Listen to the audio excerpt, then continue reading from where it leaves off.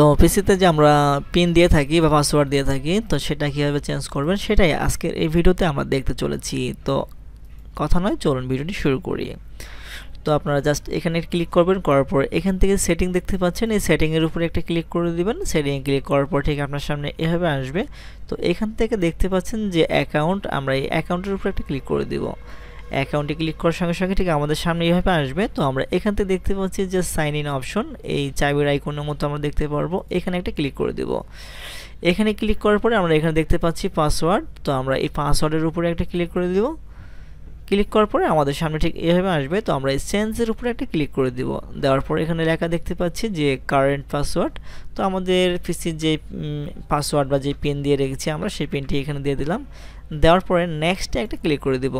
তো দেওয়ার পরে নিউ পিন চাচ্ছে, তো আমরা আমাদের নিউ পিনটি এখানে দিয়ে দিব। দেওয়ার পরে আবারও কনফার্ম, সেই নিউ পিনটি আমরা আবারও দিয়ে দিব।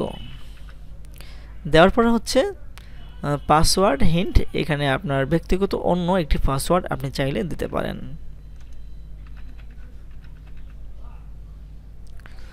দেওয়ার পর নেক্সট একটা ক্লিক করে দিবেন। দেওয়ার পরে ফিনিশে একটা ক্লিক করে দিবেন। বাস, কাজ শেষ। তো ভিউয়ার্স, ভিডিওটি যদি কোনো হেল্পফুল মনে হয়ে থাকে তাহলে অবশ্যই ভিডিওতে একটা লাইক দিয়ে চ্যানেলটিকে সাবস্ক্রাইব করে আমাদের সাথে থাকতে পারেন। আজকে এখানে বিদায় নিচ্ছি, আল্লাহ হাফেজ।